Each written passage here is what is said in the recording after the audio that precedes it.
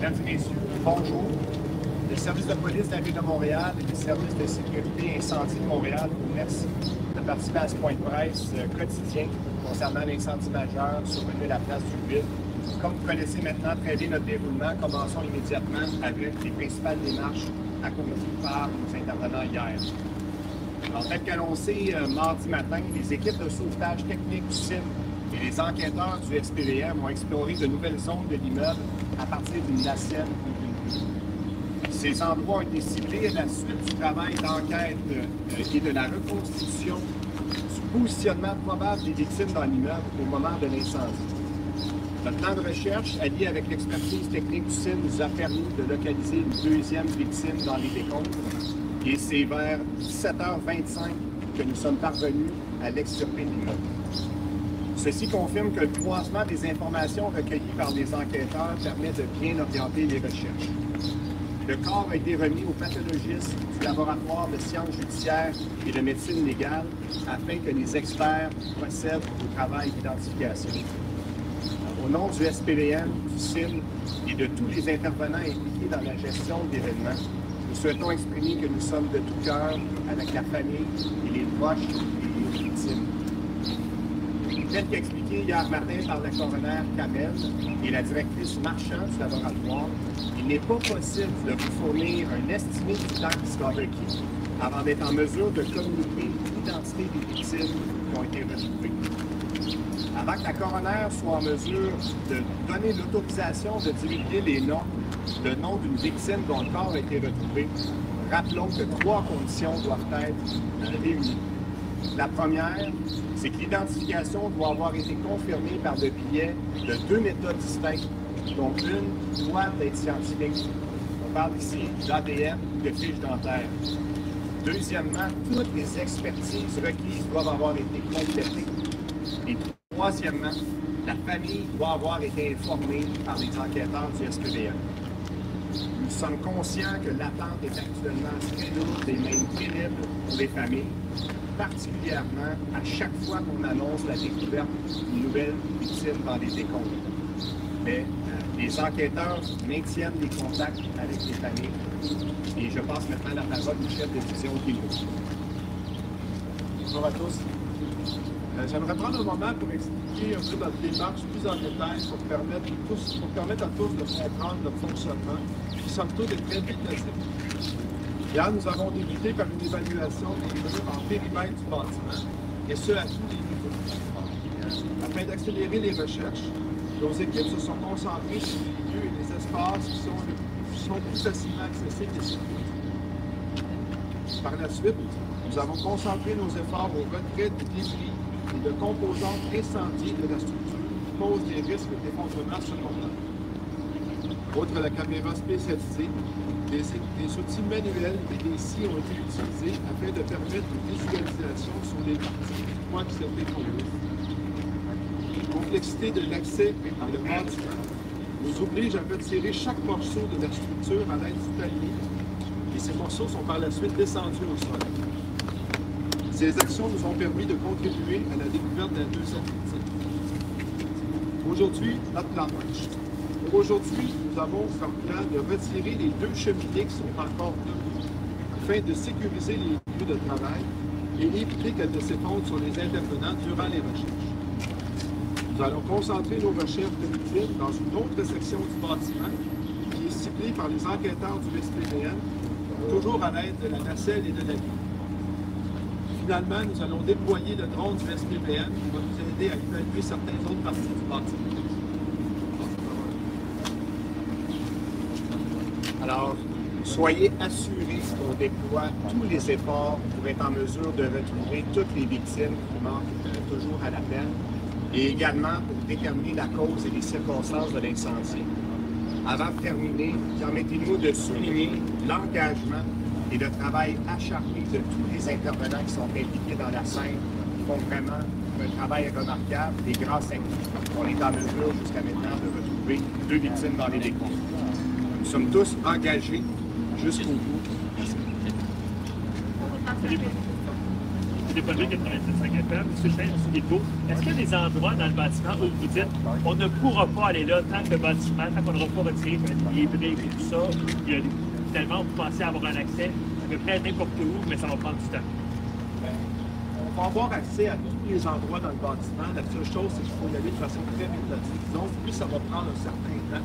On veut s'assurer, toujours, point numéro 1, la sécurité de nos intervenants. Oui, on va être en mesure d'avoir accès à tout le bâtiment, mais il va falloir y aller de façon méthodique. Et est-ce qu'on est encore en mode où on pense démonter le bâtiment brique par brique, comme on avait dit au départ, ou ça, cette option-là, elle est écartée ou retardée pour l'instant? Cette option-là, elle est retardée pour l'instant. Quelle raison?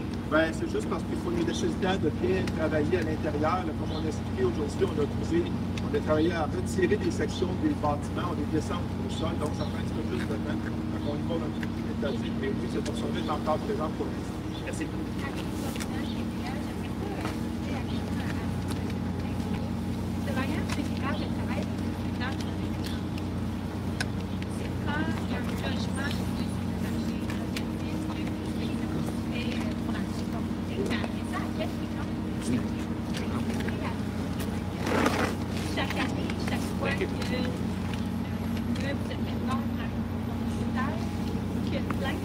Parler par rapport aux inspections de prévention. Oui. Par rapport aux inspections. La caméra. Par rapport aux inspections de prévention incendie, je n'ai pas la fréquence précise ce matin à savoir à quel moment et comment le processus. Ce qu'on est en train de faire, on est en train de colliger cette information. Je ne peux pas vous répondre précisément sur à quelle fréquence ça se fait et dans quelle situation, parce que ça dépend de l'affectation de chacun des bâtiments. Pour ça, je ne peux pas répondre. Est-ce que vous êtes pas tenu à un règlement spécifique qui vous dit, par exemple, chaque 3 ans, un immeuble doit être visité pour réévaluer s'il est conforme aux normes de santé et sécurité? Au point où on est ce matin, je ne peux pas m'avancer sur ces règles-là parce que personnellement, je ne les connais pas. Je ne peux pas vous expliquer ces règles-là.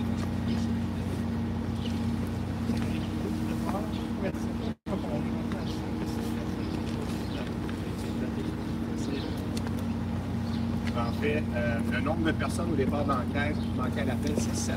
Compte tenu qu'on a retrouvé 2 victimes maintenant, il reste 5 personnes encore qui manquent à l'appel. Souvent, les faits du bâtiment visites qui avaient été effectuées par les pompiers avant que les pompiers Pour ce qui est de tout ce qui est par rapport aux inspections qui auraient été faites dans ce bâtiment-là, et tout ça, le CIM présentement est en train de colliger toute cette information-là. On est en train de retrouver les faits. Donc, on est en train de colliger cette information. Pas de détails. Est-ce qu'on est contacté? Est-ce qu'on a contacté certaines poches qui sont utilisées dans ce donc on doute que ça pourrait être. Mais tout à fait, comme on l'a dit lundi et réitéré hier, toutes les familles, les personnes qui manquent à l'appel et les victimes qu'on a retrouvées ont été contactées personnellement par les enquêteurs du SPDM et les enquêteurs maintiennent un contact constant avec les familles. Est-ce qu'on parle de cette information qui est On sait qu'il y a au moins 7 personnes qui manquaient à l'appel, dont 2 ont été retrouvées, mais on ne peut pas exclure la possibilité qu'on retrouve d'autres victimes également.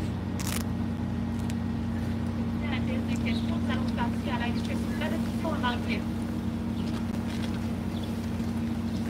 Anybody live in English?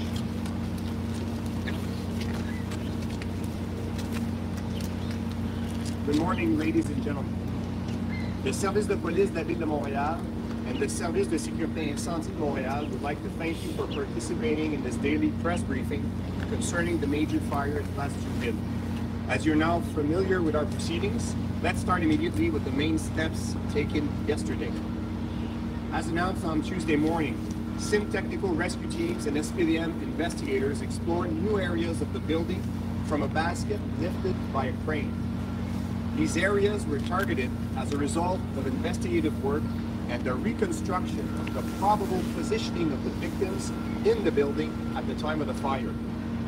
Our search plan, combined with SIM's technical expertise, allowed us to locate a second victim in the rubble, and it was at around 5:25 p.m. that we managed to extract the victim from the building. This confirms that the cross-referencing of the information collected by investigators allows us to effectively orient the search in the building.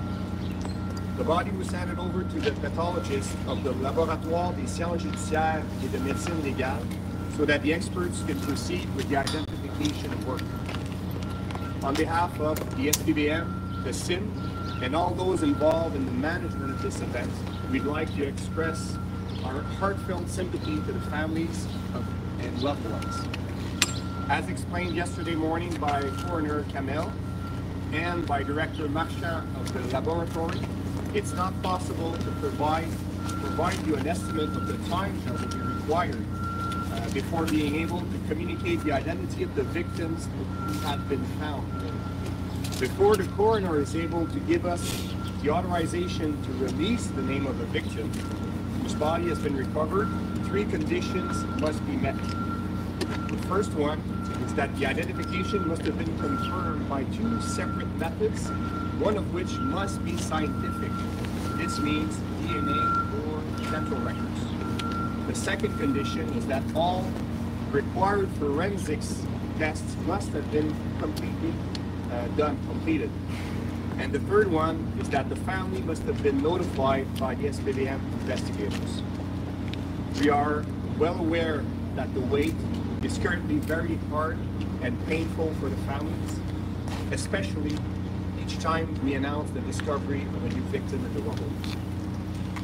The investigators maintain their contacts with the family, and I will now turn the floor over to Division Chief Gilbo. Good morning. I would like to take a moment to explain our approach in more details to allow everyone to understand how we operate, which is, by and large, very methodical. Yesterday, we started with an evaluation of the perimeter walls of the building on all levels. In order to accelerate the research, our team focused on the places and spaces that are most easily accessible and secure. Then concentrated our effort to remove debris from the structure that pose a secondary collapse risk. In addition to the specialized camera, hand tools and saws were used to allow us to look under the collapsed roof sections. The complexity of the access in the building obliged us to remove key pieces of the structure with the help of the basket and the crane. These actions allowed us to contribute to the discovery of the second victim. For today, our plan is to remove the 2 chimneys still standing in order to secure the area and avoid that collapse in our people. We will concentrate our research for victims in other sections of the building that is targeted by the SPVM investigator, still using the crane. Also today, we'll use the drone from the SPVM to help us in our research. Rest assured that we will all make every effort to locate all missing persons and to determine the cause and circumstances of this major fire. In closing, let us acknowledge the commitment and the hard work of all the people involved in the scene and working to locate victims. It's the hard work they're doing, and let us acknowledge all their efforts and their engagement. We're all committed to the end. Thank you very much. Is there technical questions? Yes. There's a video of what I there's a video that I realized that you might be doing your job to so what kind of extras are required under the fire safety for a current test?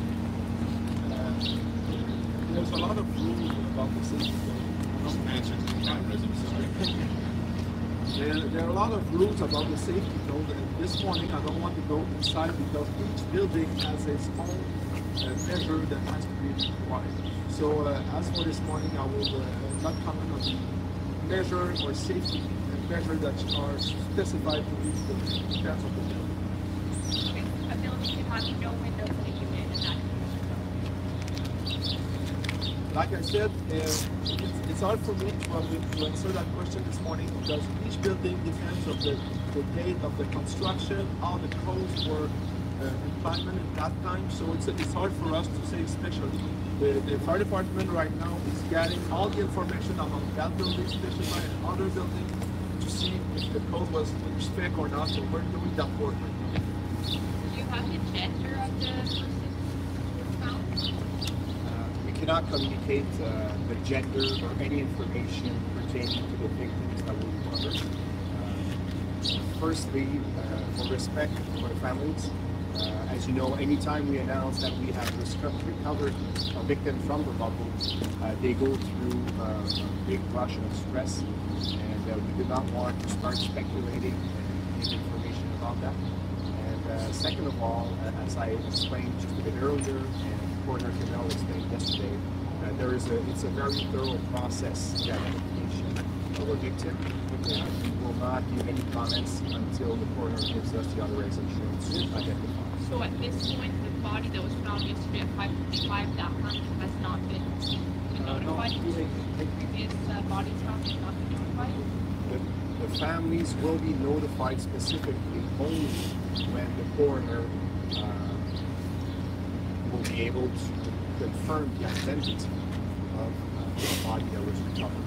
So obviously, you can guess that when you orient a search in a certain area of the building to find a victim, depending on the state of the victim that was found, obviously, yes, we have an indication, we have a general idea of who it might be.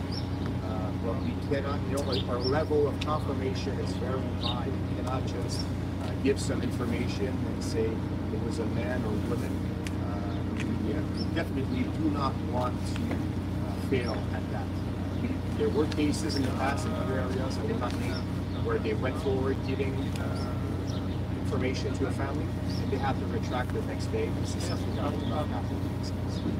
You said that they managed to pull the body out of the rubble around 5:45, I think you said. 5:25.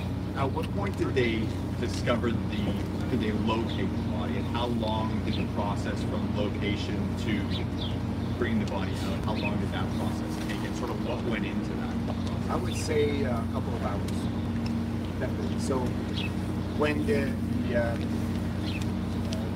personnel from the fire department and the police department are deployed inside, either with the bucket and the crane, so they will go through the rubble with cameras, staffs, and when they locate a body, then they will need to have an action plan to approach it and be able to conduct their work, go there safely, figure out how they're going to extract the body.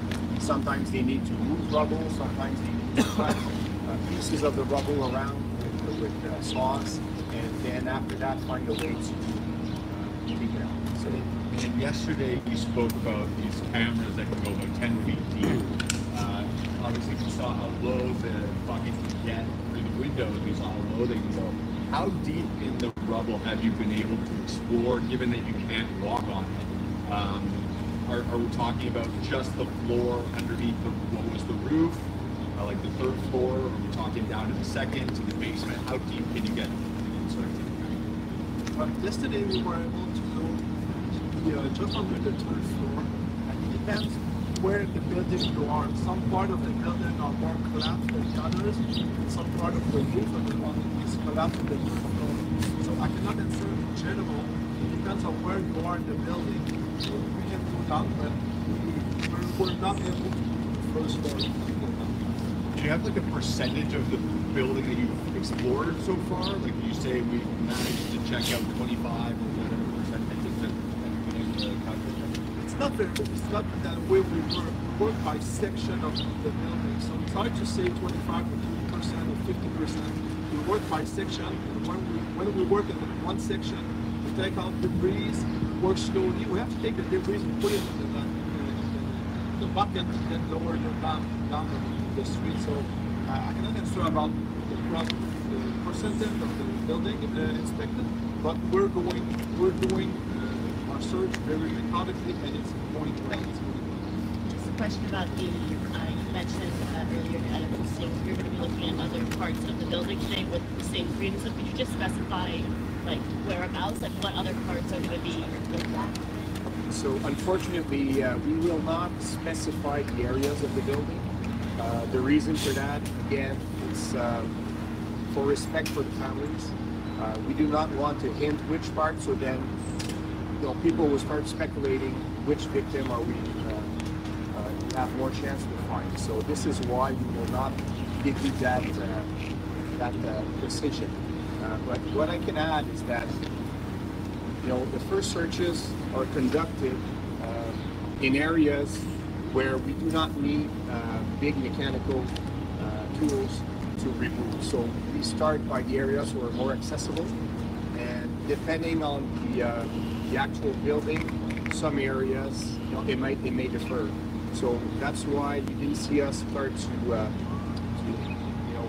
remove big pieces. So we start with what's visible, and then when that is done, then we will start moving in with more bigger material. But again, it's always very hazardous because we do not want the structure to fall on our personnel as they conduct the searches. Is there anything you could tell us about like the specific challenges about the areas that you're going to be looking, like searching through today? Like anything that's like a specific challenge to those zones? This morning we're going to take part of some of the debris that are on the building, so we have to take a special challenge for us to take the debris out and put it down onto the floor with the mascot to make sure that we have access to where we need. So that's going to be methodical work, like again today, slow work, but we're still advancing. Just to specify, you answered in French why the brick by brick element of it is no longer, or it's been delayed. Can you sort of go into that a little bit? The brick by brick is delayed right now because we're concentrating our work in more area inside the building, but it's not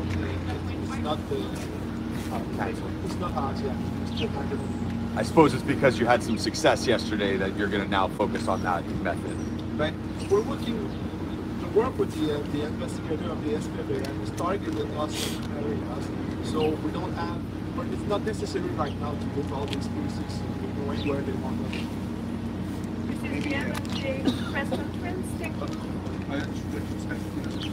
So just to say that our priority is to find those victims. So eventually we will get to bringing down those historical walls. But as long as we estimate that our chances of success finding victims is high, that's what we're going for. And eventually we will proceed with the other steps. But finding victims is our priority.